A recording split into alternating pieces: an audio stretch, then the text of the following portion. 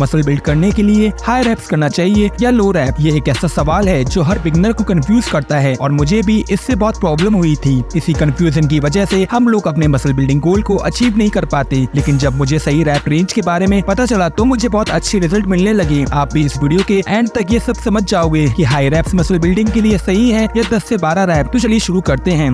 High रैप्स। सबसे पहले बात करते हैं हाई रैप्स की, यानी कि 20 या 20 से ज्यादा रैप्स की। हाई रैप्स आपकी बॉडी की एंडोरेंस बढ़ाती है। एंडोरेंस का मतलब है कि आपकी मसल ज्यादा देर तक काम कर सकते हैं। ये रैप रेंज उन लोगों के लिए बेनिफिशियल होती है जो लॉन्ग ड्यूरेशन एक्टिविटीज में इन्वॉल्व होते हैं, जैसे मैराथन रनर्स या साइकिलिस्ट। लेकिन मसल बिल्डिंग के लिए ये बेस्ट नहीं है। हाई रैप्स एक्सरसाइज कम वेट से किया जाता है और जब तक हम हैवी लिफ्टिंग नहीं करते हमारे मसल्स का मन नहीं करता ग्रो करने का। ज्यादा रैप से मसल हाइपरट्रॉफी भी नहीं होती, यानी मसल साइज बढ़ाने के लिए ये उतना इफेक्टिव नहीं होता। हाई रैप से मसल फाइबर पे स्ट्रेस कम पड़ता है और ज्यादा कैलोरीज भी बर्न होती है जो मसल ग्रोथ के लिए इतना एफिशिएंट नहीं है। लो टू मॉडरेट रैप्स। अब बात करते हैं लो टू मॉडरेट रैप्स की, यानी कि 10 से 12 रैप की। ये रैप रेंज मसल हाइपरट्रॉफी के लिए सबसे इफेक्टिव मानी जाती है। जब आप लोग 10 से 12 रैप करते हो तो आप अपनी मसल को ज्यादा स्ट्रेस प्रोवाइड करते हो जो मसल ग्रोथ के लिए बहुत जरूरी है। रिसर्च में ये प्रूव किया गया है कि ये रैप रेंज आपकी मसल में ज्यादा टेंशन क्रिएट करती है जो मसल फाइबर को डैमेज करती है और इस रैप रेंज में आप ज्यादा वेट भी लिफ्ट कर सकते हो। ये मसल्स को डैमेज करती है जो रिकवरी के दौरान मसल को और बड़ा और स्ट्रॉन्ग बनाता है। इस प्रोसेस को मसल हाइपरट्रॉफी कहते हैं। जब मसल रिपेयर होते हैं तब वो ज्यादा स्ट्रॉन्ग और बड़े बनते हैं।